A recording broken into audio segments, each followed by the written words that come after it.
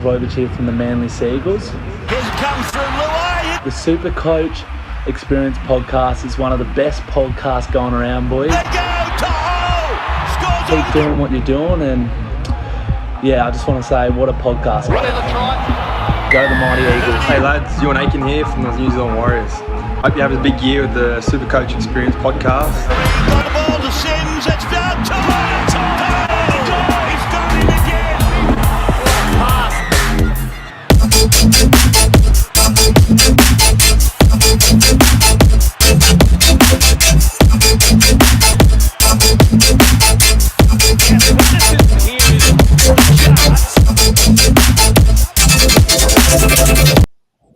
Hello and welcome to the SuperCoach Experience Podcast. I'm your host, Brendan Savage, the coach of the Savage Turbos, and I'm joined by two blokes here who don't own Nico Hynes. How are you, lads? I'll start with Mikey. We haven't seen you in a couple of weeks, Mikey. How are you going? Yeah, I was going good until Nico Hynes happened. I was looking forward to jumping on the podcast and bagging you out for not having Tedesco, but it doesn't matter now what Nico Hynes done because ours is more laughable. But yeah, man, I've anti-potted him all year, just couldn't get him in. I prioritised Cleary, which helped me jump up, and yeah, not having him has really hurt me, and it sucks to swallow this pill. But yeah, geez, I wish I started with Nico Hynes, man. He's going fantastically, and I love him as a player. So it's just hard to watch him not owning him. It's very painful. Very crazy. You guys do not own Nico Hynes. I mean, Kiss My Behinds, the coach of Kiss My Behinds. His team is revolved around Nico Hynes, and he still hasn't bitten the bullet and got Nico Hynes in. Surely, with this Pappy injury, Jake, you've only got one way to go. Yeah, Hynes is in for sure. I think it's either him or Turbo, and Hynes, I mean, he looked so good when he went to fullback, and I guess a 100K discount. Yeah, Hynes is coming in for me. Hynes, I mean, let's straight off the bat, that Sunday game, the Sunday games, I feel like it turned a 900 to 1,000 week into a 1,200 plus, 1,300 plus week for most people. It was looking terrible. All the popular options were going sub 30, sub 20 even.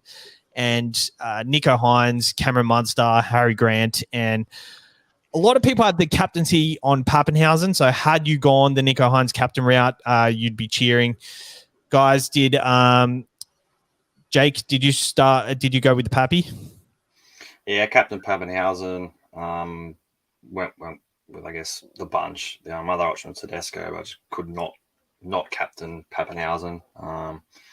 And I guess this injury's thrown a bit of a spanner in the works because he was, the most captained every week. He was, I think, the most owned fullback for sure. And now, I guess that's probably going to be one of our big talking points. But yeah, it's Pappenhausen injury is going to be a big one. Mikey, are you glad or are you disappointed as a Pappy captainer? Obviously, you're glad, but why didn't he go off after that first injury? Yeah, it's a crazy thing because I believe if he didn't, so just for anyone that hasn't seen the news, he is confirmed to be out a lot worse than first thought. And I thought it was going to be a worse injury just because the reason he did that second leg was because you could clearly see it was because he was overloading the other leg.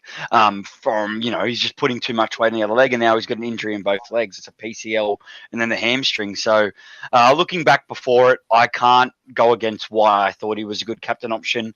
I was keen just to go with the crowd. He had a big 30% or something, like a huge amount of people captaining him, and I was like, I'll just stick with the crowd. I've had some good weeks. I'm just trying to stick with the crowd before trying to go different routes. So looking back at it now, Harry Grant, I did consider Harry Grant a little bit, or Munster, and both of them would have been very good for me as I don't own Hynes. But yeah, man, it's an interesting one with Pappy going down. I guess getting more clarification, he's out 4 to 6 weeks. I can comfortably sell him because the thing is, you're selling him, you're going to need to get him back, and he's going to cost you an arm and leg to get back. So at least being 4 to 6 weeks out, it's a no-brainer to trade him. You've got to get rid of him. There's too many better options. Yeah, for sure. You have to get rid of him, and you guys own Tedesco. Obviously, I sold last week for Trebojevic, and I think this is just my SuperCoach career in a nutshell. this trade never ends well for me. Tedesco to Trebojevic.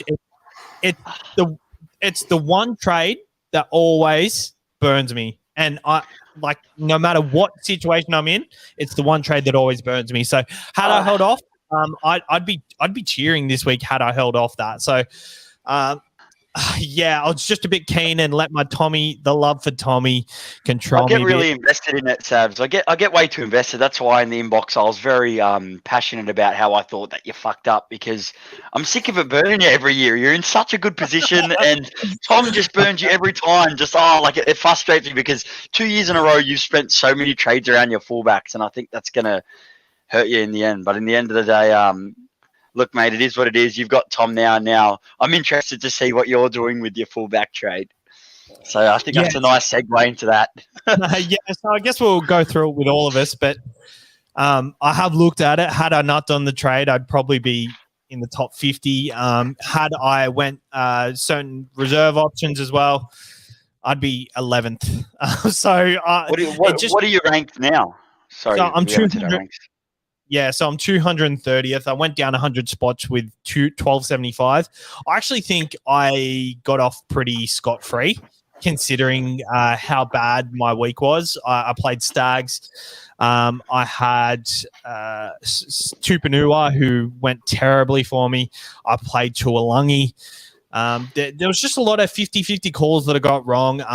Obviously, I said to you guys before the game, I wanted to play Burbo over Tuolangi, but I was too scared to do it. And, Supercoach never sleeps, so I've really got to think harder next time I'm thinking about my reserve options. And at the end of the day, I made the decision to play Tuolangi. So 230th, I'll take that. And I'm still in striking distance to get in the top 100. You're in a great position. Yeah. Don't let it eat you up, mate. You'll be back. You don't get that much of a hit.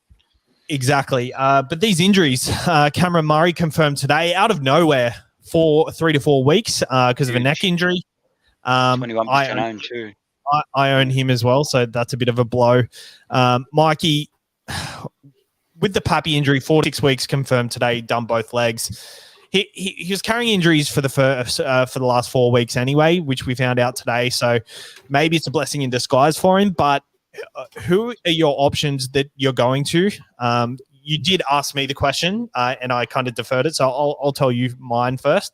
I'm actually shifting Cooler up to fullback, and I'm getting in Garrick this week. The reason I went Tommy over Garrick last week, so my logic was always still there with my decisions. So the reason I got in Tommy last week is because I knew I had to get prioritized Tommy or Garrick last week, and the other one that I didn't get, I would have been a few weeks away from actually getting. So I thought Tommy was the one that you needed to prioritize, get him well before Origin, bank them points before Origin. Obviously, now it just seems like a dumb move, but I did have logic behind it. I wasn't planning on getting Garrick until maybe next week or the week after when I had enough cash, but that's what I'm doing this week. I'm shifting Cooler up to fullback, Garrick in, so I've got a nice centre wing now.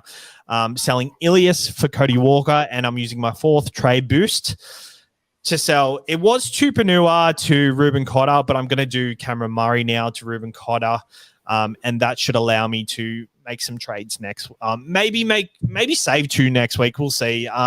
But Mikey, what are your plans with the fullback and the injuries?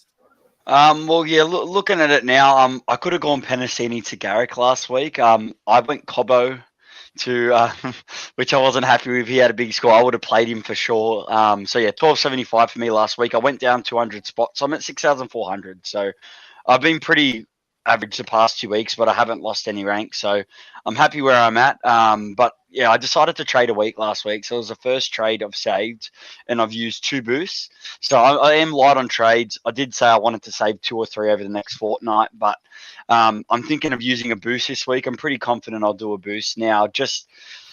I wanted to use 1 boost for the buy, so I'm more so think this is a good week for trading. So I'm going to use a boost this week, and that's kind of my first buy round. I want to go harder for the second one. So I'll use a boost now, and then I want to save those 2 boosts for the next buy, 1 for the next buy, 1 for the run home. That's my plan anyways, but happy I saved the trade. If Hynes didn't go 188, I was looking pretty. I was winning 8 out of 10 leagues, and then Hynes score. I I lost all of them. I lost all my leagues by like 10, 15 points. I was fuming because like the main thing is I've been winning leagues and that's what I want to do. So I was very angry on Sunday. I was Steph riding him hard and he was just in everything. When they went down to 12 men, I was like, yes, low score for Hynes. Nah, it wasn't to be. So my trades this week, the first one locked in. It's going to be everyone's is the fullbacks. I think I have to grab Hynes. I said when the injury happened that I wanted Tom. But then I compared the two. Nico Hynes is 100K cheaper, so that's 100K that I could utilize. Also, their matchups are very different. Tom's matchups are kind of hard compared to Hynes. Hynes is kicking goals, and I prefer Hynes at fullback. He's been great at halfback, but he's someone that I need to get in for the rest of my team, and I think now he'll probably sew up the 14 spot for Origin, but if he doesn't, he's a must-have for that second buy. But he's a must-have for the rest of the year, in my opinion. Like, I think I need him. When Paps is back, I've got to find a way to get him up to halfback, and you run Cleary and Hynes. I think that's a must. So I bite the bullet. I've jumped on way late. I've jumped on after a big score, but I think this is going to be the cheapest I get him for a while. So I'll grab him. My second trade, I'm going to go on the same train with you. If I use a boost, I am. I've had a look at team list. I'm going to go Tuolangi to Ben Travojevic. That would put me at just under 500K. And then I'm going to go Corey Pakes. I'm not really happy with that buy. He's made a quick 80K, and that 80 has gone out of his rolling average. So I'm going to get rid of him because I think he's a bit of a trap now. Piss him off and get Ruben Cotter, and then that will leave me with Harry Grant and Cotter up in the hookers. So I think it's worth using the boost, meaning I get like a second hooker. If Harry Grant goes down, I've got a perfect replacement in Cotter for now. And if Cotter can keep up these minutes, I think why would they change it? They're winning games. If he can keep up this, he's got a 0.9 ppm at the moment on average over the past 3 weeks. If he can keep that up, that's a safe 65 each week at a 500K price. This will be the cheapest you grab him. That's exactly what I want for the buy round. Just like when Jazz Tabanga come back and was just a solid PPM option, and the Cowboys have every reason to attack. They've got a hard run coming up, but that suits the forwards. If they're going to go in a grind with the Panthers or the Storm, that's perfect for Ruben Cotter. We saw what happened on the weekend with Papali'i because all the defense was just increasing base stats. So, Ben Travojevic, Cotter. So I'm getting rid of Tuolangi and Pakes. I just think Pakes is going to start to lose that money. So I think this is the best chance to get rid of him. And I'll have about 200K left over for next week. I want to get Garrick with you boys. I think Penasini to Garrick was a good trade, but I think I'll go the Cheapie, and everyone needs to start looking ahead to buys. So I pick up another 2 buy plays, and it brings my total to 10. So I'm setting up to where I need to be, I think. That's why I love the Cotter trade. I have Pakes myself, but obviously one of the second rows I'm selling, Cameron Murray, is a priority to get out. He does have break even of 50. So, he may lose a bit of cash this week, but at least next week I can shift Pakes, take Pakes out, shift Cotter up. And that's why I love it. The dual flexibility of a hooker second row is so crucial. I mean, there is talk that Cotter might get an Origin gig. Based on the side that was there last year, I feel like he may get added to the squad, but it really depends on what the makeup of their squad. Yeah. Surely they want a utility. Yeah, but he could become a keeper with these minutes and this 100%. PPM. He could become a keeper. So I think it's worth the risk. The last 2 weeks, he's scoring 80 minutes. He's scoring 60, 68 plus. That is not someone that is 500K. That is a 650K play. 650K player. I think what could be key, Sabs, is Brandon Smith. I've got my eye on him closely. I think he's going to be a handy replacement over the buy period. He's also a hooker second rower. He's only 450K at the moment too. So if you somehow are happy to get him over for the second buy and you grab him, that's a nice little handy jewel you've got there to flex around. So like you just said before, man, the hooker second row is a very handy jewel. Yes, very good. We will get to your questions when time comes. So keep sending them through. I've seeing some already. So and we'll bring some up as they're relevant. Jake, you've been waiting for a bit. Mikey's had his mouth open a bit. I've been making up for lost time, boys. No, it feels good. And shout out to your girlfriend. She bought your webcam because she saw you're struggling last week. Oh, because I kept cutting out. Yeah, so yeah, thanks to her, she's actually smashing me in SuperCoach too, man. So not happy. But yes, to Jake, what are your replacement options for the fullback, and what are you looking for your side trades wise? I mentioned before it's going to be Paps to Hynes. I think, I just think Hynes is more involved. And like Mikey said, the draw's a lot better for Cronulla compared to Manly. And Manly, I guess, haven't quite clicked yet. I don't know what it is, but they just haven't seemed to click. And Cronulla, I guess with Hynes going to fullback, he's going to be one pass wider than what he was before. So it's going to be, say, Trindle or more and giving the ball to him, which I think means probably more points. He's more likely to score a try or be the last pass to set it up. My next one will, just like you guys, Tuolangi to Burbo. He's been quite disappointing this year. He looks quite lazy out in the field, doesn't get involved. And I don't know. I'm thinking of using my third boost. I want to use my third boost, but I don't know if I should. It was going to be Arrow to IPAP, but I was 10K short. So I think it's going to be Xavier Coates, who plays Penrith this week. His big scores will start rolling out, so I think his price will probably go back down. And bringing in IPAP, he seems to be the gun second row at the moment. So I'm unsure on that one, but I'm leaning towards probably doing it and then just being kind of done with that. I do like that. I think IPAP is just someone who's just so handy to have, and you just them guaranteed points. He's like Haas. He's not going to let you down. I do like the Hynes option, obviously. Obviously, I've started with Hynes, and it's probably the best decision I've made all season. Hynes is the story of the last 2 seasons. If you jumped on him early, you've done well. Jake, what are your thoughts of him at fullback as a SuperCoach prospect? So I feel without Paps and with Cleary playing a very tougher matchup in Melbourne, Hynes is going to be the obvious captain option this week. At fullback, does that deter you or does that encourage you? I think he'd be probably the most captain player, even if he was playing half or fullback. It's kind of just his team. He's involved in everything. So I think if he's playing half or fullback, I think he's going to be captain. I think fullback, at first glance, you think, he's probably going to get more attacking stats, but he kind of loses the 15, 20 tackles that he'd make. So I guess it kind of potentially balances out. But I think he'll be the most captain this week. It's probably not a week to go tricky with the captain. I know captain's usually our last segment, but I feel like it's not a week to zig while others zag. If Penrith and Melbourne are playing different sides, maybe, but because they're playing each other, that kind of just cancels both those sides out.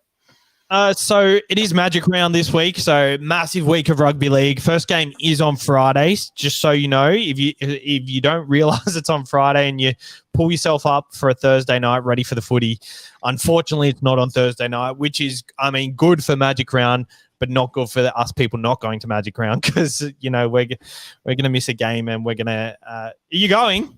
I'm there, mate. Went last. Back years, mate. Back years. Yeah, I'm gonna go next year. Except I don't think it's absolutely fun because I think there's going to be a lot of rain on the Friday. So, yep, I'll be sweating. Lucky both games are stinkers. I think it's Newcastle. No, it's merely Broncos. So bagging out his own club. That is the game of the round. That right there, Manly versus Broncos. You're forgetting about the Saturday night special, mate. Oh, that's going to be a great game too. But I guess because both of you guys are getting in Burbo, named at centre this week. Is he a slam dunk for a cheapie? I really love him. Reason I got him early is because I saw him come on the week before. He scored 16. Made a few tackle busts, which I hadn't seen from him in the past. So I thought, get on him now. I could have waited a week, but I did need to use the cash to upgrade elsewhere. But I'm really liking the look of him. What do you think, Mikey? I was skeptical on him as a purchase just because when all they get like their strength back, like is he going to go back to the bench? And we saw what he was like in the past few years on the bench, and he just becomes an AE nightmare and will start shredding all that cash. But I was hoping he would got named second row for this week because then he's more of a playable option in your 17 this week. Because I thought maybe Bullimore will stay on the bench with Schuster being out, but no, they put him to centre. But I guess the good thing about him being named centre is we know he's ahead of Morgan Harper, so it looks like he's got a bit more job security. If he continues to play well like this, he'll stay in centre. So I guess it's a good thing knowing that he's named there. That's why I'm more reluctant to buy. Like I was going to just maybe take a pass on him and not use a boost, but he's playing the first buy round. He's got a very big break even. He's still got a 16 in his rolling average. So if he can get about a 40, which is roughly what he scored in base, with 140 in the next week, like I think he's going to make a 150 to 200K, hopefully hold his price, and then you look to sell after the first buy. Handy centre wing second row duel. It's a no-brainer to get rid of someone stinky like Tuolangi, who has just been so disappointing. Number one block runner. He just runs block plays the whole time. And, it's frustrating because he could go, you got that try disallowed from forward pass. He just has no luck. I think the thing about block plays, though, is the half has the option to pass the ball to him as like They never do. they never do. So, I don't know. I'm holding on to him for now, but I will look at trading him out very shortly. Surely there's a try coming for him. But yes, 100% Burbo, he's looking good. Morgan Harper is obviously behind him. Brad Parker and Saab are out for 4 weeks. So I think Parker's out for a bit longer. So I think, he's a good purchase. He looks good. And surely that last name just keeps him in there, just that little bit of security, right? We also got another cheapie who is on – actually, no, we don't. Hold on. I thought this guy was meant to be named Tyrone Wishart. Let me just double check. He's on the bench. Nick Meaney got on fullback, so he kind of had a bit of Nico Hynes on the bench last year kind of vibes. But it could change. I just think against Penrith, I think it might be a very risky endeavour to put him back there. So I think I'll stay with Meaney. Stay how they're named. Yes, I agree. So we've got some questions here. We've got the Tyrone Wishart for Ilias a Go Cash Generation. Not if he's named on the bench, but if you can wait till as late as possible, if he gets starting spot 100%. Options for Murray by Tim Sherman. Jake, what do you think the best options for Murray are? Obviously, you're getting an IPAP this week, but I'm looking at the second row, and I think the strategy should be shore up your halves, shore up your fullbacks and your centre wings because there's not that much premium in the second row. I guess, IPAP's there. Olakawadu potentially back. I thought Schuster's extended, but I won't be jumping early on him with his injury history. But I guess if you have a centre wing, second rower, if you have a second row down your centre wing, you can flick them up and kind of bring in a Ruben Garrick, like a centre wing sort of gun. If you're weak there. But there's not really any second rows apart from IPAP that are really screaming to say like that are actual buys. I don't know about you, Mikey. Do you have any that? Well, the two you said, 100%. If you don't have IPAP, he's someone you're going to need. He's a keeper. You're going to need him for that second buy round. You could easily go down to Cotter and make 200K, kind of like what Sabs is doing. But I'd go for Olakau'atu. He's been out for 2 weeks. I think he's ready and raring to go. He's been on fire. You have a look at his scores. He's got one score below 50, I'm pretty sure, in the past 6. He's been unreal, and he plays the first buy round. So I'd just be kind of looking. You've lost Murray now, who's going to play Origin, and saw up that number that you were going to have to hold. Saw that up with a player that plays round 13. And I think the best available second row we have right now for that first buy round is Olakau'atu. Yeah, he's been out for 2 weeks. They play the second game. Maybe just wait. But I would go him. Or if you don't care about the buys, grab the best one available, and that's IPAP. Guys, obviously the buys is a massive talking point. It's round 10 this week, so we're only 3 weeks away from that beloved buy round. I think this year it's probably been not as important as most years to concentrate on the buy, but at this point of the year, I think it's definitely 100% got to be a priority because if you leave it till way too long, then you're going to be left short. So if you're looking at your numbers now and they're looking short, you've definitely got to go buy heavy. If you've already got, 10 players, then you can skip a couple of weeks and maybe wait out till the week before the bye and maybe use a boost and trade 4 times and get in people who are definitely playing. But we definitely need to target these buy players, especially if they are guns like your Garricks, like your Taumalolos. Jake, who in particular are you targeting, and who do you think are the more premium options to target for round 13? Oh, I guess the ones that we've sort of been saying, Olakawadu, Garrick. But I guess one thing to I guess look at as well, if you exclude the trades this week, we've got 7 trades that excludes and using any boosts as well. So we've got 2 next week, 2 the week after, and then 3 for the actual 13 buy. If you throw maybe a boost or probably a boost in there, you can make 8. So you got, I guess, 8 trades from now to get, well, 10, I guess, if you include these 2 weeks, to get to what team you want for round 13. And there's not really that many, I guess, players that are in that one that you kind of want. TPJ's one, but I'm kind of thinking I might pick him up at round 13 because there's a very good, I thought he was going to be in trouble on the weekend with the way he started off. He lost his cool a bit. I thought he was going to get suspended and he was on his track to do something stupid. So I'm looking at him.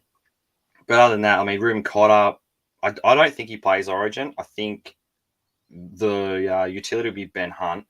And then I don't know if they're going to use him as a front row or lock because they already have sort of a lot of smaller players. Like they have Jai Arrow there. They'll have Pat Carrigan. So I don't think they'll need a Ruben Cotter in there. So I think at hooker he'll be a good option. Adam Elliott's been a surprise one. As much as I say, do you reckon he'll get hooker duel at round 12?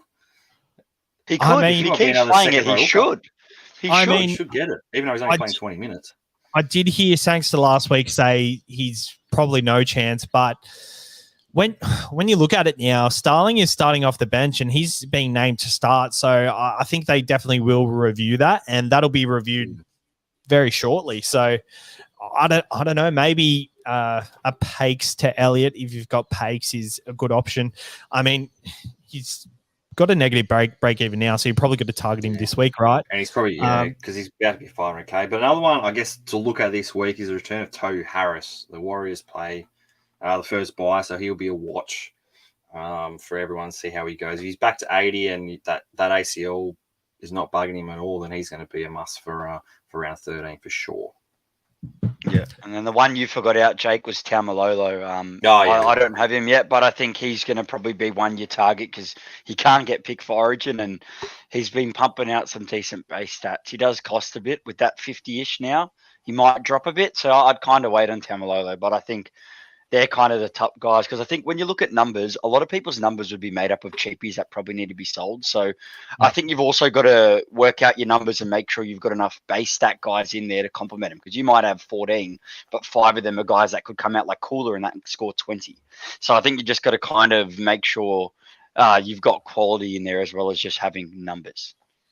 Another one I forgot is Joey Manu, who'll probably play fullback for the Roosters. Yeah, he could be another option to Garrick. I think you need to have one of them for sure, and I think Manu could be. Their draw is pretty tough, so with Manu, I could probably target him maybe round 13, maybe round 12, depending on who they're actually playing. But back to Taumalolo, he was disallowed 2 tries on the weekend, so there's attacking stats coming his way, so I think he is a really good option for a Murray.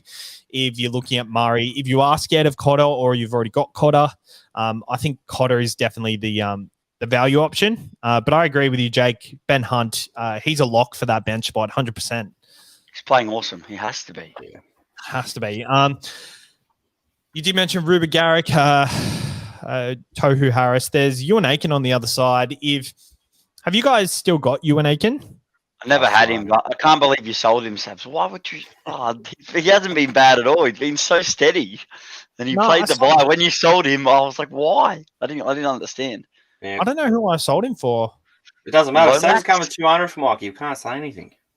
You can because that's gonna those kind of moves could come back to haunt him. I'll make sure they do. You don't have Hynes.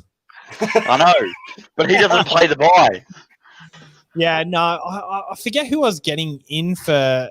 Yeah, I was Was it definitely Lomax? No, it wasn't Lomax. I'm pretty sure it was Teddy. Oh, okay. No, I sold Snyder for Teddy. I have no idea. It might have even been a downgrade. Who knows? Oh. But I think something that resonated with me is Timmy said, make sure you're not if someone's doing their job, that's fine. But if you're getting in someone who exceeds that job, well, then it's a good trade. Yeah, and it's better that's the long trade. term. Yeah, that's it might the be better trade. for long term. But my question, if you don't have him, is he potentially a target, especially with a 50 on the weekend? He may miss this week, depending on HIA protocols, but is he a potential target option to get back in your side? Yeah, I think so. I think it kind of depends on his role with Tohu there, because they've always had a second role that I don't know. Actually, no, Karan was there and he still played 80, and then Karan will just go in the middle. So I think he's going to be locked to 80 minutes. I kind of wouldn't be bringing him in this week. I think he should be right. The fact that they've named him on a 7-day turnaround after HIA failed means he probably passed yesterday. So that would make me think that he's probably good to go. A massive talking point for Supercoach over the last 3 weeks, probably. Paycheck on YouTube, not selling any players who are playing round 13, including Targo. Targo has been in the most sold list in the last 2 weeks. What are our thoughts on him? I'm pretty sold with holding on to him. What do you think, Mikey? Yeah, I'm not selling him. If anyone did sell him, like if you're not too worried about the buys, I commend you for that, because I do think he is an option to sell, but I'm not interested. I back what kind of team the Panthers are. Yeah, the next 3 games are pretty tough in Melbourne, Roosters and Cowboys. Like, they're tough, but we haven't seen too many tries from him with line breaks, and they're going to come back. Penrith can score points and they can come back at any point. I just think now that you're starting to add more depth into your sides, like example this week, I won't play him against the Storm. You don't have to play him, but I just think he's a handy number for that 13. A lot of people thought he'd turn into a keeper. I'll be looking to sell him as soon as that buy is done, but he could easily come out. They're versing the Bulldogs in the buy round, and he could come out and easily score anything over 50. You'd be very happy with that. And we saw what Tago and May done to the Bulldogs last time, and I'm sure that they can do something again pretty similar to them at their home ground. So, yeah. He's a hold. I'm not worried if he drops another 50K. He's that kind of player that can make it back, I believe, especially if he goes down to a 400K, under 400K. I believe whatever he loses, he can make back. So you just hold him till he has that big game. I agree. Jake, I don't think he's a sell at all. I think he's been looking good and he's so Supercoach friendly. Obviously going through a lean patch and having a lot of errors in his game, which... I mean, he's really annoying me as a Penrith fan. He probably annoying you too, Mikey, just with all the dumb errors he's doing. But he's young; he'll learn. What are your thoughts on Targo? Yeah, I don't think you'd be getting rid of him. Penrith left edge. I think he'd be scoring tries more than soon enough. I mean, he's versing probably Marion Sevo, who's an awful defender this week. So could easily score 1 or 2 this week, and then he's back to what we got him for, or what we started with him for, and what we kept him for. So yeah, I don't see really much logic in selling him because at centre wing there, I don't really know what's better in that position. I mean, you can go to Garrick or whatever, but surely you can find someone else to go instead of Targo. Are you playing him this week? Obviously, you said he's up against Seve. Are you playing him, or are you hedging your bets and taking him out but playing May? It depends on Aiken. He's kind of my cover for Aiken. If Aiken doesn't play, I then play Targo. So that's kind of me. Mikey, are you playing May and Targo? Obviously, you said. I think Penrith can beat the Storm. Of course, I'm going to say that, but I think it'll be a low-scoring game. I do see us getting I don't see Penrith smashing Storm. I could see them smashing us, but I don't see it that way. And because of that, I think there'll be limited tries for Penrith. So, I'm not going to play him. I actually am going to now with we haven't mentioned it, but Tass got dropped. So I have to play one of him, Amon, Cooler. Unfortunately, I've still got Tago in my second row. So because I've got him in my second row, I'm probably just going to have to play Cooler. If I had the flexibility, I would play Tago over like a Cooler, but I don't have that luxury. So with picking up Cotter, I'm going to play Cotter instead of Tago. But like Jake said, I didn't really look into like Seve. I forgot he'd be matching up with him. So I think he definitely is a play. But if you have the depth, I'm just going to leave him out because I've owned 4 Storm players, 3 Panthers players. And if I think it's going to be a low scoring game, I think there'll be a few disappointing scores from those highly owned players. So yeah, I'm just going to hold back and I'll just be happy playing Cleary in May. Yeah, I think you just got to play May. Yeah, I don't know. Yeah, no one wouldn't play May. On to another play or sit. Cheapie of the year, Christian Tuipulotu, coming off a 70 last week. He's made 188,000. He's 377K with a break even of -32. Are we playing him up against the left side of Corey Oates and Herbie Farnworth? I would if I had him. I didn't jump on him last week. I did want to, and some. No, I saved the trade instead. But I remember some of the boys were used to saying to me that, "Nah, don't buy him for that price." I knew he was a good buy, but I just worked out the math and went, probably not worth the trade. I need to save one. But yeah, hey, he's been awesome, and I probably would play him because, yeah, I think he'll kind of have that like Saab effect. Saab had a lot of tries coming down his side. I feel like I know he likes to hit Garrick, but he's a big body man, and he just seems to keep breaking the line. So I even think Cooler. I know I'm playing Cooler, but I think Cooler's also a possible play. We saw what he could do last week, set up a try, get into a bit of open space, and they could do the same thing on that side. I obviously prefer him to be up against those two instead of Stags and Cobbo. So they both could be friendly plays this week if you need to. Jake, did you jump on the Tuipulotu train? I did not. No, I went with the TAS train for 100 and something K less, and look how that's sitting at the moment. Yeah, and he would have been a buy player too. It frustrates me, but it is what it is. So with TAS getting dropped, if you're new to the news, TAS is not in the side. He's in the extended 19th. bench. Yeah, 19th. So he'll come in if there's an injury. But, I mean, with him, obviously a hold till round 17 possibly. Obviously, if a slam dunk Cheapie comes along and he's your only guy you can sell, you'll 100% sell. But is he someone we'll just hold till 17 probably, especially if he doesn't get named? Yeah, 250K. Yeah, so. I don't know how you could. Yeah. Well, you just got to hold him kind of like Valemi and like with all that Amon crap. You just got to hold him and hope for the best. And if it comes to a point where we get another 177K Cheapie, if he's your only option to sell, you probably sell. But that bunnies, they just keep rotating it around. I think it's harsh to drop him after a good game the week before. But the same thing could happen when Paulo or Milne stuffs up again. So, yeah, it's just there's too many options there. And there's also Mansour's in the 20 jersey. So who knows what Dimitriev's going to do. It's very frustrating. Fitzgibbon and Barnett are back for Newcastle, so this bodes well for Kalen Ponga against the Bulldogs. First game of Magic Round. Kalen Ponga, is he a potential replacement, kicking goals again for Newcastle? What do we think, Jake? Not how Newcastle are playing. They are dreadful tonight. And I know they're versing the Bulldogs, but I wouldn't be taking up a fullback spot with Kalen Ponga when you've got Turbo and Nico Hynes as possible options. If he was a 5'8", if he was a 5'8", you could, but you might be more tempted, but not in your fullback spot. I agree. Chris Randall with a 78 with a try on the weekend, so he keeps ticking along for owners. Did anyone keep him? Yeah, I still have him. I just don't really care about my backup hooker position, so he's just plugging along and he keeps just as about you sell him. He goes and scores 60-something points, 70-something points, and keeps ticking along. So he might be a round 13 swap to say Ruben Cotter. It might cost me a little bit more, but I'm just happy just to leave him there with Harry Grant. If anyone is thinking of playing him this week, he has, in history, not got 80 minutes with Phoenix Crossland on the bench. So expect 50 to 60 minutes from him. Next game, Ben Trebojevic is in the centers. There's not much doing. Payne Haas is back. So did any of you guys end up selling him? No way. Yeah, good. No, I didn't sell Haas. Look, we knew it was a pain tolerance issue, so he's been named. He's back, and I didn't see him missing Magic rounds. They want him raring to go there. It's their home ground. They'll put this will be.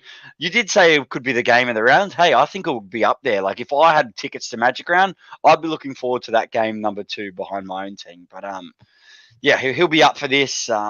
He's still the best front row option. From going for like no front row options is you can kind of stack your front row now with like the likes of Tamalolo and IPAP and that. Like there is some good front row options, even TPJ if he could not be so aggressive. But yeah, man, I don't see why you would have sold Haas. He's got to be in your team for the rest of the year. I don't care if he gets 50s and 60s. He's just a gun, and he'll be back to himself in no time.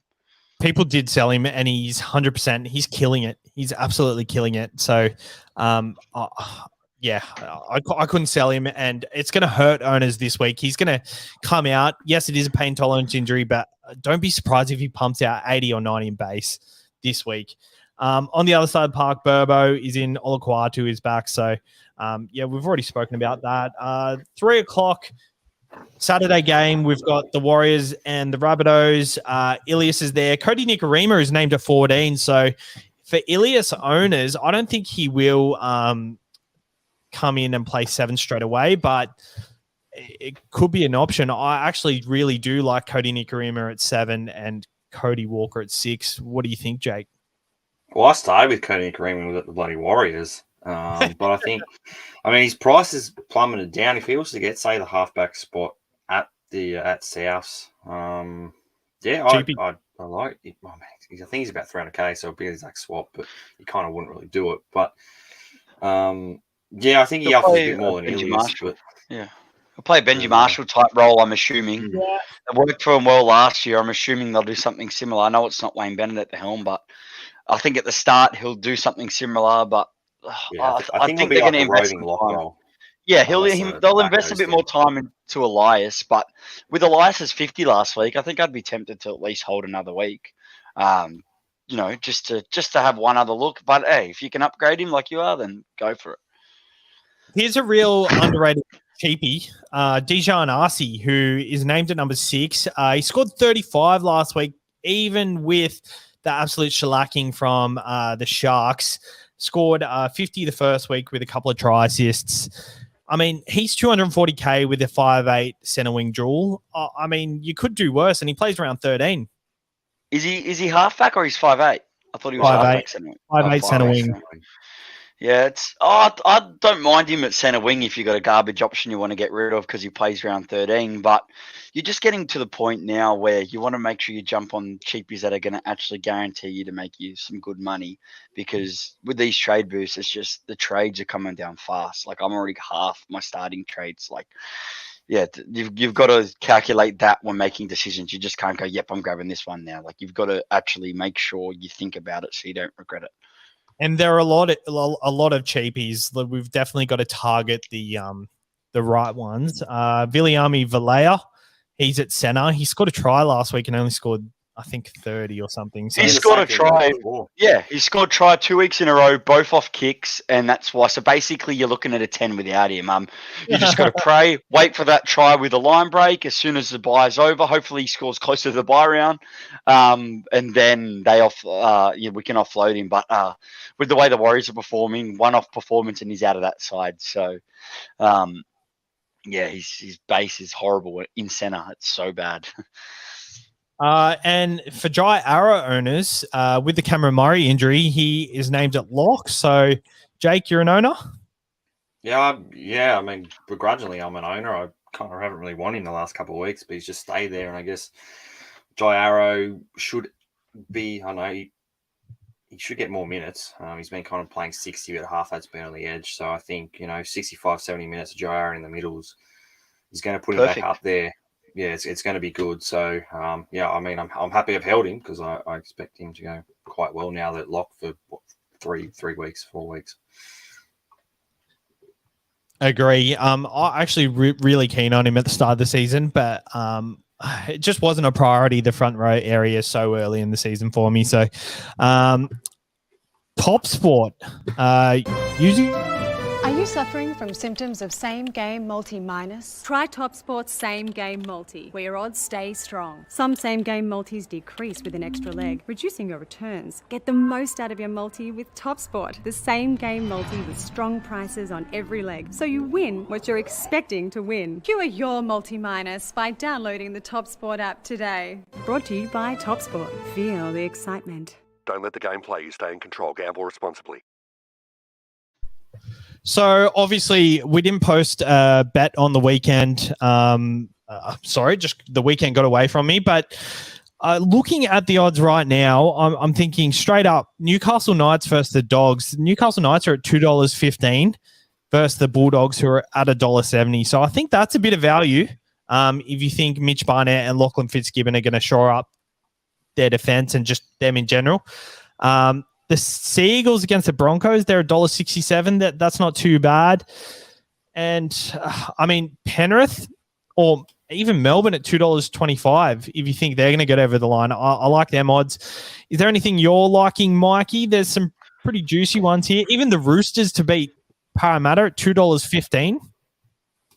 I think this is the round where you can do a nice 3 to 4 leg multi with just head-to-heads, stay away and just play it safe. Just like you mentioned, I know you won't like it, but I kind of like the Broncos to upset Manly, Magic round, and a bit of added intensity. I think you can make a nice sort of multi there because I think this is a round where there'll be quite a few upsets, and with the tougher, closer matchups, we've got better odds this round. So I think that's definitely the play this week. Something similar to what you said, I think is the best play. They've done a pretty good matchups this week, considering Magic round. Like, I feel like last year there were a couple of blowout scores, but this year it's so just them scheduling the Storm and Panthers game is just so good for the Magic round. So same with Roosters and Eels. I guess at the start of the year, you knew when you were planning those kind of games that no matter what, they were going to kind of be up the top end. So good matchups. It's worked out a lot better. This worked out good. And I guess the Manly Seagulls Brisbane Broncos one would have been the only lopsided one that they thought would have happened, but that's going to be a much better game than expected. So the next game, Titans versus the Dragons. Jaden Campbell is back, and a SuperCoach gun of the past. Jake, take it away. Big Esan Masters. One of Sav's favourites from 3-4 years ago. Used to love him, Savs. He plays the first bye. He does. He might not be playing the first bye, though. He probably gets dropped. Yeah, it depends. He might come back in sterling form. I don't know. I think he could do worse. What is his price? Surely he's not at a great price. Look, they've dropped Corey Thompson, which is absolute ludicrous. I think he's still been good in a beaten side, and they've dropped the Marzique as well. So they've just got too many options. They're another one that are just swimming in the outside backs. They've even brought Asako into the wing now. So I don't know what they're doing. They're another one. They're tough to pick. They just keep rotating everything. So I'm kind of avoiding Titans players at this stage of the bye round. He's $330K with St. George, Sharks, and Broncos. It's not horrible, man. Not horrible. Wait a week. Sharks at are they playing at home? They're playing at Cbus. So they're playing at home. They're playing at Suncorp, and then round 13 they've got the Cowboys. So the draw isn't that great, because I feel like the Broncos and the Sharks last year were easy matchups, but I don't think they are anymore. No, not at all. Yeah, so I guess the Titans are pretty dreadful as well. Yeah, agree. But with this many changes, when teams make this many changes, I always see a shift in the attitude towards the side. So maybe they show up this week. And we've got Penrith versus Storm. So Nick Meaney at fullback. He sparked a lot of interest, Nick Meaney. A few weeks ago, he would have been an awesome buy, but with the draw coming up and not playing round 13, do you like him, Mikey? He's expensive. He's expensive. He's someone that if you took the risk on earlier, it would have been great because he's been scoring so well. The Storm now come up against tougher matchups, so it doesn't really matter. As I said, I think this game won't be super high scoring. But yeah, I think he's very expensive, so I couldn't go near him. But with that injury revealed to Pappenhausen, you've got more time with him at fullback, it could be good. Although I think on the wing has been really good for his Supercoach output. So, yeah, not at that price. Jake, Josh King just keeps punching out mid 65s. Obviously, you're renowned for not playing him when he scored well and then played him when he scored not very well at the start of the season. What do you think of Josh King? I feel like he's just someone I'm just happy to leave there. I mean, yeah, front row, I think, I'd just leave him there. I mean, I got rid of him and now he's scoring well, of course. But yeah, meat and potatoes doesn't really offer anything, but just 65 minutes of just work, gets him 55 or 65 points. And at front row, you'd take that for sure at a player we got for $250K in the beginning. So he's now starting to remake money. He's starting to make money and tick over again. It's not really a player we bring it back in, but no, a 250K player that's still scoring me 55, 65 points.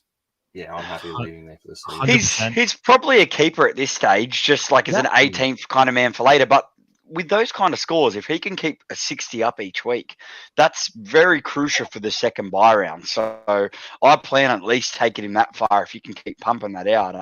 A safe 60 each week, that's perfect. And he's a jewel as well.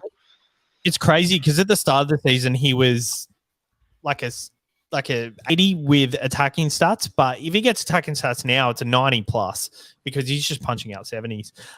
Cameron Munster and Harry Grant, absolute the best in their position. If you don't have, would you be prioritizing getting them in now? It's tough coming up to the buys, but I know I have certain people that just don't have them, and I think they're a priority with how they're scoring.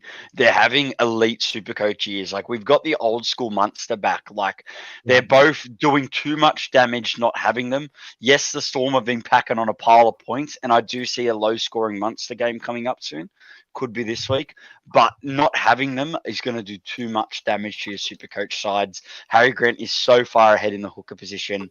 You have to get him. Even if you're planning for buys, I just think put that to the side and get them in. You need them. It's very simple.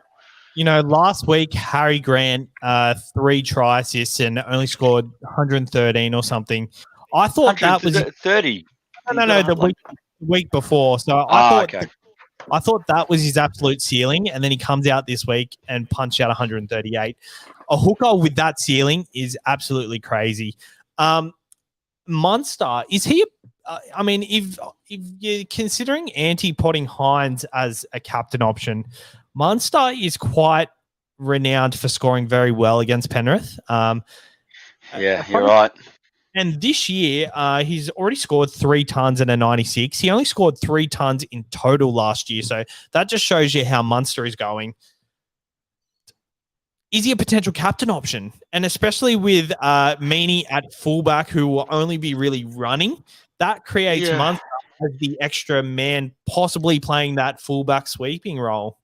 If they come out and blow the Panthers out the park, which is always a chance because they're a bit of our bogey side, but Munster will be at the front of it. I haven't considered him as an option. I don't know if I could do it to myself as a Penrith supporter. But this week is hard for captain options because of all of these tough matchups. I even think Harry Grant will have an excellent game. I think both of these guys are genuine captain options. And yeah, you said it, Munster shows up for these big games, man. And he could be a very big captain option this week. So, I think Hynes is also another good one this week because Canberra have been really shit. Even in their win last week, they were shit. So, I think that's what would maybe steer me away from him. But hey, if you're not a Penrith supporter, and even if you are and you got the balls to do it, I think Munster is a great captain option this week. He's having an excellent year, and without Pappenhausen, like you just said, Sabs, I think more ball will come his way because Paps does take up a lot of runs and he gets in and he throws a lot of those passes. He gets in their attacking line.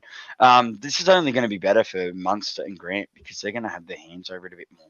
And last year, every time Munster was out, Pappy would go better. Every time Pappy was out, Munster would go better. So, and have a look at Hynes' record not at home this year. I don't think he scored that well. With 188, I think he'll be the highest captain option by far. So now you look at it, this could be a time to make a move, and I think Munster will stay pretty potty. I've captained him twice this year for 2 okay scores, so I'm heavily considering this option now. I think it could be a good play just because Hynes will be heavily owned, and whenever someone goes a massive like 180 plus, he's always heavily captain the next week. Look at what happened to Pappenhausen this year. So, hey, if you want to go against a pack, yeah, I like him or Grant. They'll both be under 6 to 7%. They got to be. So I'm going to point out his scores at home: 101, 44. Sorry, you're talking about Munster? Well, no, you're talking about Hynes. Hynes. So 101, 44, 117, 97, and 185. So that's pretty good. Away from home, 72 against Canberra, who he's playing this week. 124, which really good. That was in the wet. 35 and 68 at Suncorp. And he had an absolute shocker for that 68 as well. Just quickly, no one's at home this round. The only team at home this round is Brisbane. So I think you can't read too much into that because it's nobody's home this week. No one gets the advantage unless you're the Broncos. So, the Warriors are kind of close to their home ground. So Melbourne loves Suncorp.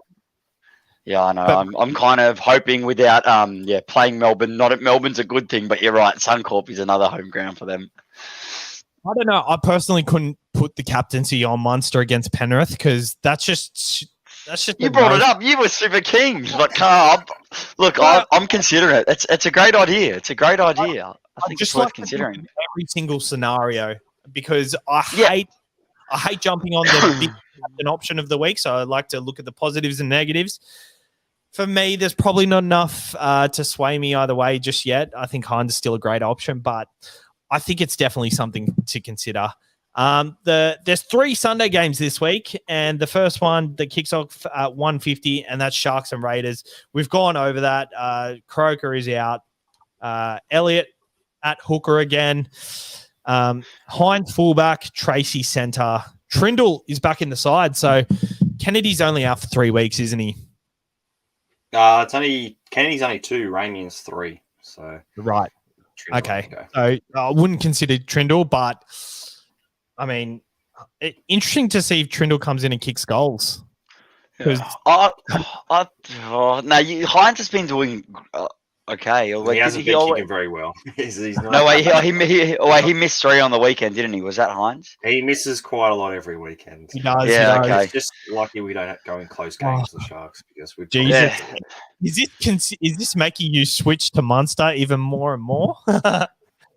Oh, dude, but I just don't know. Like watching a close game like that, I don't know if I can do it to myself because I want to cheer that person. I think Harry Grant could be a better option because he's got a bit more base to fall onto, and I think he'll have just it's heavier. But I just think Munster might have that bigger ceiling, but it just depends how you think this game's going to go. But another one quickly, if you've held like myself, just because I'm holding them for the buys, Brad Snyder, he would retain the kicking goals this week, which is another point to mention. So that's positive for hopefuls like myself, hoping that he can just get a few attacking stats and boost up. So those goals really help him get to those 40. So Jake, I don't know about you, but I think when so I'm sorry to cut you off, but this is related, Mikey. Go for it, bro. I think with Whiten coming back and Matt, the 8th Immortal Frawley. He had a blinder, and there could be a potential that he keeps his spot as an organising half. What do you reckon? No, I don't think so. I think they're pretty similar in terms of what they do, and Schneider's younger and probably a bit more classy. Schneider's been good. He hasn't been bad. He's been good. I did read somewhere this morning or earlier today that Foggy's back training, so it could be a couple weeks away. Right. Which I guess in time for round 13. Which would hurt. Going to be the number we expect. So that's going to be a potential watch that Schneider may not be there for the 13. I think if you can, it's just hard. To get, if I could go him to Hynes, that's a very heavy upgrade. I don't have the cash to do that. So I don't really like any of the mid-range options for this buy at least. You could consider a Sammy Walker or something like that if it was the next buy. But I think you just got to, at this point, we're close to the buy round, you just got to pray and hope I'm going to take the chance. Even if he drops a bit of cash, hey, he could boost up a bit if he gets some attacking stats. But I do think how the Sharks have lined up, I think they'll topple over the Raiders this week. They have been very disappointing this year. As a supporter, I'd be very disappointed. I think, they've been awful. Them and the Warriors have been very under par. The Raiders bench really bodes well for their forwards. Actually, Elliott will shift to the forward, so don't worry. Next game, Roosters versus Parramatta. This is an interesting one. Tupanua is named to start. What do you do with Tupanua? Obviously, you've probably got to have a contingency plan, but what's your gut feel, Jake? I feel like you're more around NRL. I just wouldn't want to be in this situation, to be honest. I wouldn't want to be a Tupanua owner because you kind of want him because he's going to play the first bye, but he's going to be switched to the bench, right at the end. I mean, he's going to play back row because I'm assuming Angus Crichton finds himself somewhere in that blue side, so he will play that bye. But by the time that bye comes around, he could be 350K. So, I mean, I don't know. I think you kind of just stick with it, Savs. There's not really anyone else you can kind of punt him to, is there? Because, I mean, 500K, you could go to Cotter if you wanted to get rid of him, but I honestly think what you just said there, the fact he plays a bye round, I think it's worth the punt just to hold him.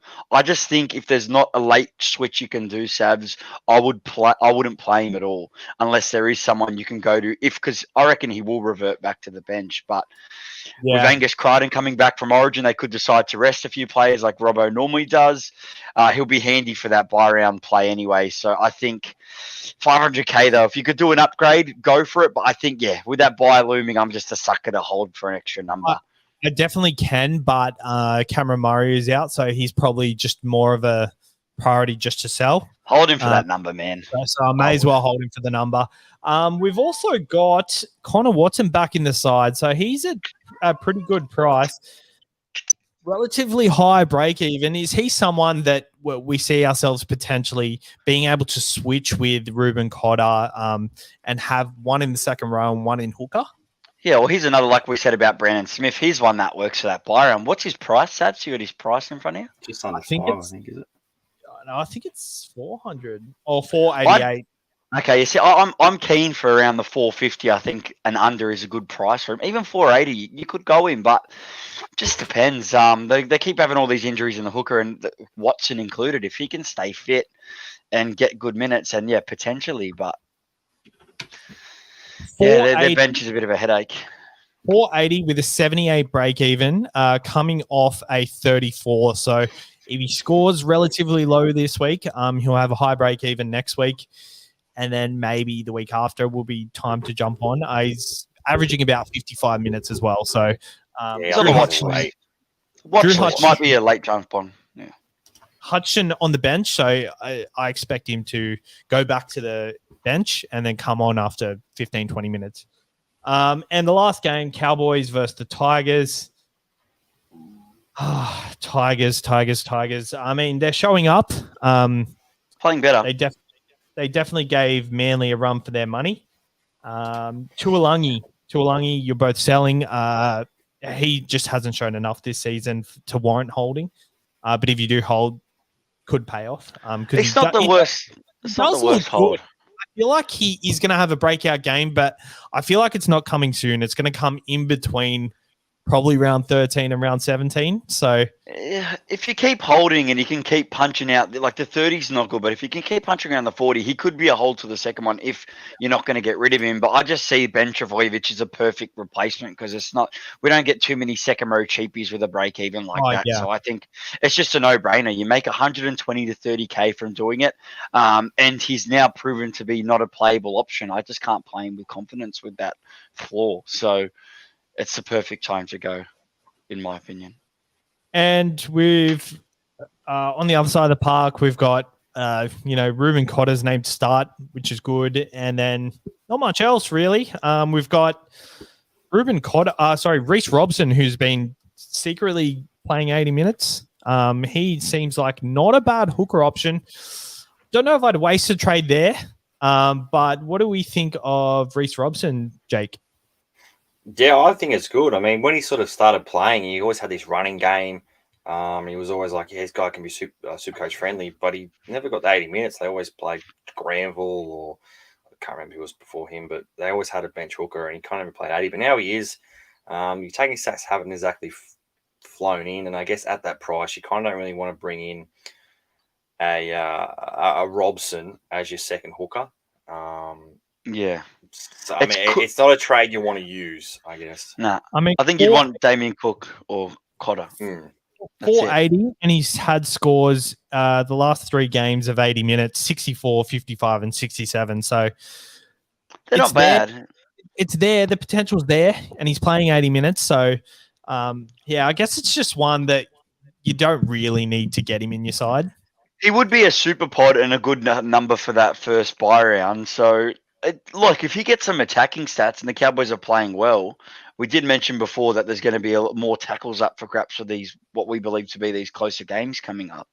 But yeah, you're right. It's just as we said before, trades are very valuable, and I'd prefer Cotter, who I think is a better option.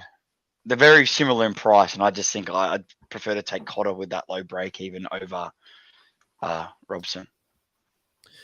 Awesome. Let's move on to our let's answer some questions, and then we'll head on to just some bold predictions. We'll answer a couple, and then we'll move on. So we've got Moz13. Jackson Paulo could easily stink, and Task could be back. That's a very good point. I think that's probably likely. To be honest. Well, that's how Jackson Paulo got axed in the first place. He had an absolute stinker. Got shifted to the wing, and then the next week he was out of the side completely. So it could easily happen. And this week for sure. And but if they carve up the Warriors, which I think they can, then that'll just give him another week to stay in the side. That's why it's a hard one to judge. But you got to hold him obviously with Tass. And it just sucks he's not playing. I would have loved him. And Tass is only one injury kind of away from getting back in the side. So it's very tough because he's the third center wing I have on my bench. So I've got 2 other playable options that are on my bench. If he's your first one, or maybe even your second, it is a bit awkward. So if he's the only option to bench Trbojevic this week, it's a tough one. It's a tough one. Because that break even's low. I would personally probably sell because, he's not going to make money sitting on your bench. And if you sell him to Ben Trbojevic can make enough money, and then someone could get injured around 14 and you could sell him back down to Tass and make 150K or something. Who knows? But I wouldn't recommend trading in and out players like that very often, though, even though I do it. Jackson Edward, is Teague a hold? Played 80 minutes, even with the return of Graham. Jake, Teague looks good. He does. I mean, Graham comes on and plays the middle, and I guess as long as we're playing all right and winning games, I think that's how it's going to stay. And I don't know, the coach seems to really like Teague Wilton, and he's like a good hole runner, so they go to him quite often. I think he's pretty sure he scored a try and maybe almost assisted another. So Jackson, I think he's a hold. You kind of want him to kind of be playing the first bye, to have that sort of player, but I don't really know who else you can go to. I mean, if you kind of need to bring in, say, gun center wing or an IPAP, I guess he's someone that you can kind of use to bring those players in. But I mean, if you have him, I guess he's a hold. He's on a straight sell. Mikey, Brad Lloyd on YouTube, have Hynes at fullback. Is Drinkwater a swap for Paps? It's a very big pod play that a lot of people are tossing up, and it could work out well for you. I don't hate it, but if someone where you got to prioritize points at some point, I really like. I would just prefer to get Tom Trbojevic if you don't have him. So that'd be my preference over Drinkwater. But Drinkwater does offer a number in the buy round, and he has been. It's a nice matchup for him this week. He's playing in Queensland, but yeah, I'm just their run isn't. It does get a lot harder from here for the Cowboys. So the 2 weeks after that, they play Penrith and Melbourne. So I don't think I'd be going there. I think last week was the week to go him if you were going to go him. Tim Sherman, Pap to Teddy. Jake, would you be getting Teddy this close to Origin period?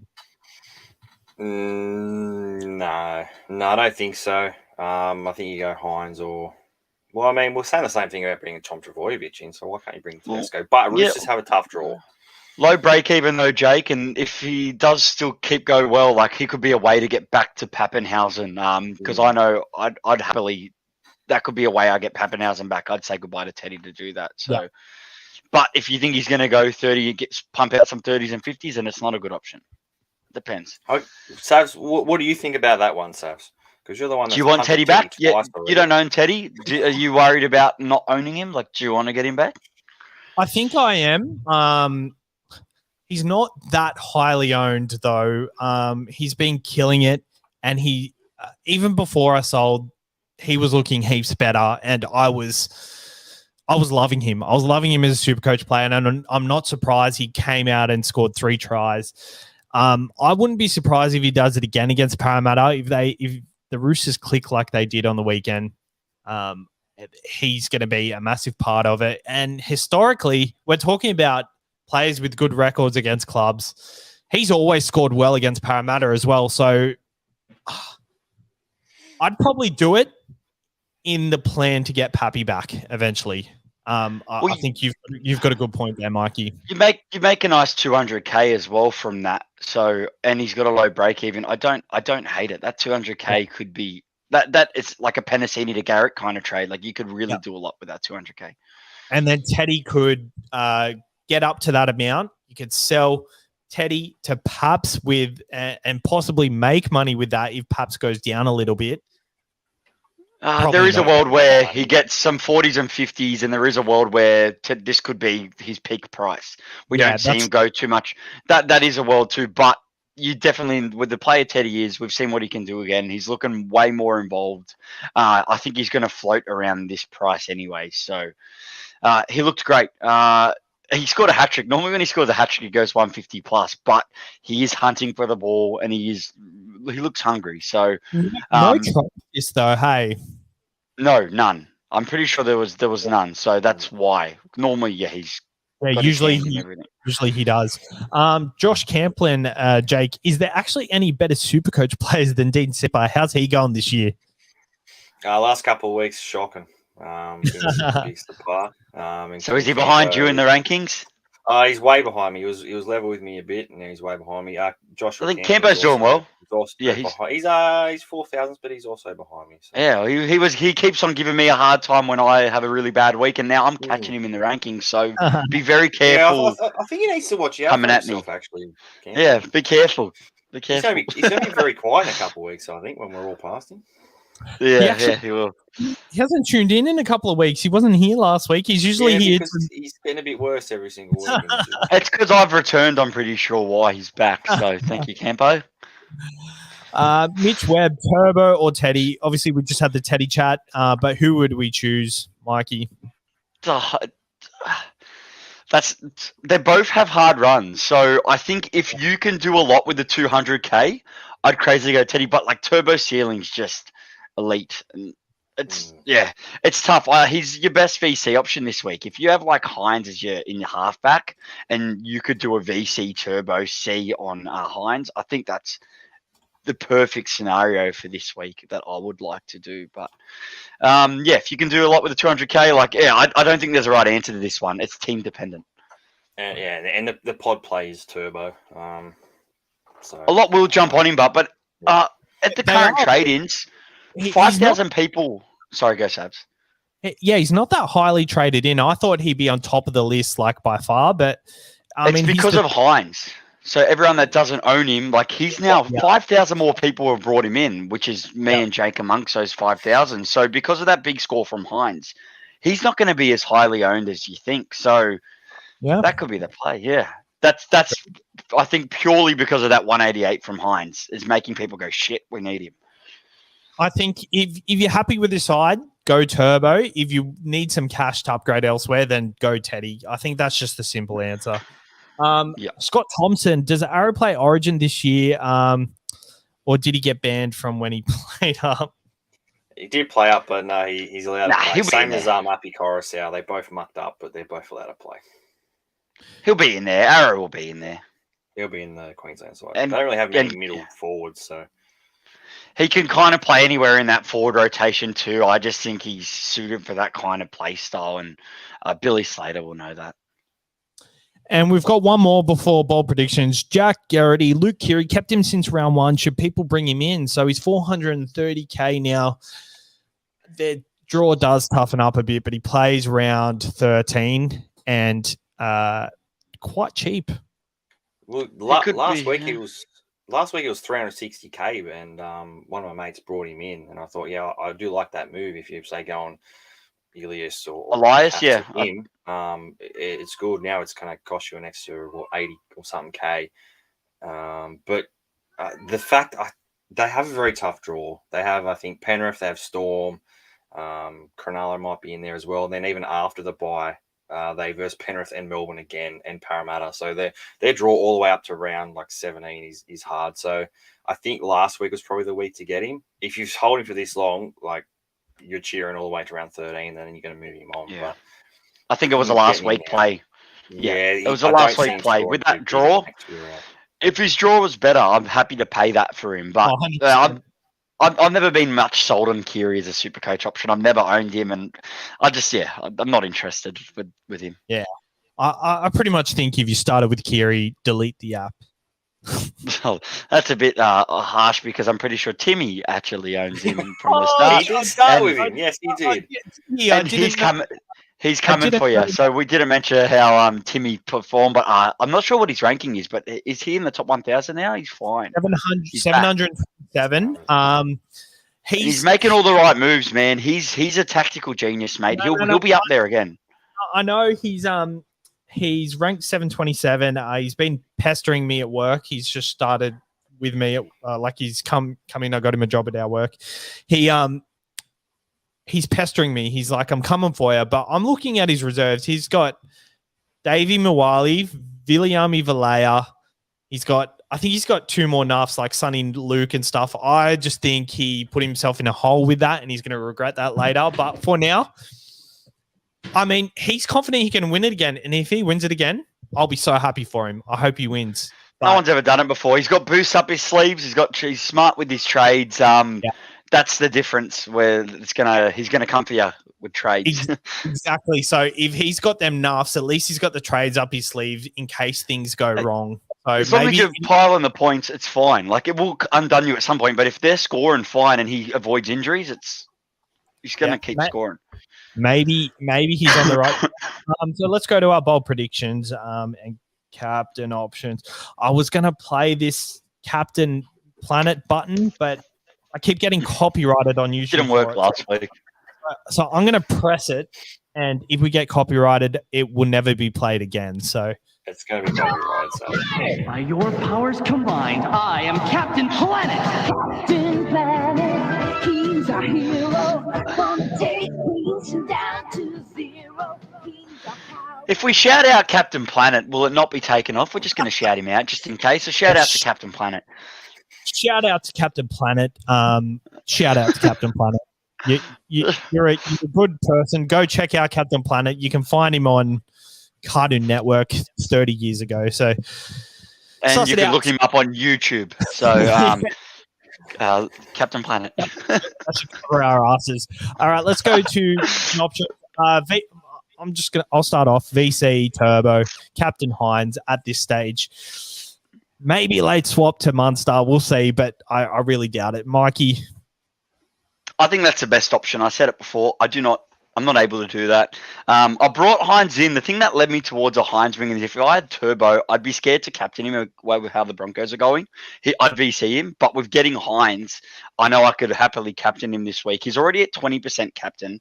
We've got Paps at 13%. I assume those masses that are still playing in that, and like Tim, they like to have days off early during the week. I assume a lot of people do that. I think a lot of those numbers will go to Hynes, and we'll see Hynes easily close to 30. So, with Task being out, I don't really have many VC options this week because I don't have many AEs at the moment. So I'm going to have to play a VC in the Manly game. So at this stage, I wanted to go VC Cody Walker. I think he's a great VC against Warriors. But with ones I can do, I'm doing Owakalatu. is my VC, and my captain will be Hynes. But I am looking closely into to Grant and Munster. I like both of their options as a pod captain route, but just depends how I'm traveling before those games. So I'm not sure if I have the balls to do it against Panthers, but their options, man. Their options. You haven't had Hynes all season. When you get a player in, you got to captain him. I don't think you have to, but with how bad Canberra have been, he's up for these big kind of games, and I like him at fullback. I think even if the goals did get taken off him, I see myself captaining Hynes. Jake? VC, Ruben Garrick, and I'll be captaining Nico Hynes. Don't have Turbo, so I think Garrick's the kind of the next best option in that game, although it's going to be very wet, so it's going to be a bit of a quagmire there, so I don't think Manly and Broncos are going to be too high scoring. So I think Hynes probably be my captain regardless anyway. And what's your tip for bowl predictions? Bowl predictions, I'm going to say Tavita Pangai Jr. will be sin binned this round in the first game. Actually, it'll be him or Mitch Barnett. Yeah, Mitch Barnett's back. They'll probably go at each other. Actually, I don't think they're on the same side, so it won't be. But one of those will be binned. I'm going to go Mika Ravalawa score a hat trick. And go 100 plus against the Titans, who are absolutely dreadful. Nico Hynes 130 plus. Mikey, very bold. I'm gonna go 4 this week, and they're all going to be very popular players or good players. So we're going to go. Tommy Turbo is going to go 75 under 75. Just feeling it under 75 for Tommy. Munster. I'm going to chuck the 100. I think you'll ton up. So I'm going to go 100 plus for Munster. I think Cleary, he scores a bit lower in these kind of games. So I'm going to back him I'm going to back him for an 85 plus. I think he'll have his hands all over the ball. And we're going to also chuck in Teddy this scenario. I know he performs well against Parramatta, but the Roosters have been poor. But I think he'll ton up and we'll see him go back to a high price own. So yeah, Teddy for a ton as well. I'm going to go. We haven't really talked about Cleary, but feel like he's going to go 100 plus against Melbourne. Obviously, he's probably a captain choice then, possibly. But I think it's still going to be a close game, and Munster will go 100 plus as well. And Garrick and Turbo for 180 combined. So 90 each, yeah. Four options like myself, I guess it makes it bolder. All right, cheers guys for tuning in. Good podcast. It feels like a old school Mike and Sav's podcast today with just the general chat, not much structure. When you have 3 people, I guess you get a bit more info flowing. But shout out to Maxi on the Sunday podcast. To the guys that haven't been tuning in, you'll see a different face with Maxi each week. Could be one of us, and then kind of keep us with 3 most weeks on here. So tune into the Sunday wrap up with Maxi. Good to have him back on the pods. So hoping I'll be on one of them soon once I go back to day shift.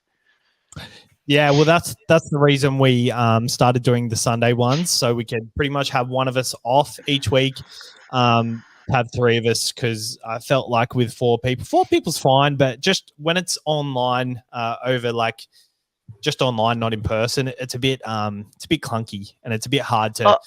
And it's more content as well, because a lot of the bigger podcasts have got 2 out there. We've been around for a while, so it's nice to have pods out there. Because you got your initial Sunday thought, and then you get our TLT thoughts. So, yeah. Very good. Cheers, guys, for tuning in, and good luck. And Jake, have fun at Magic Round. I sure will. Definitely will. Enjoy it, mate.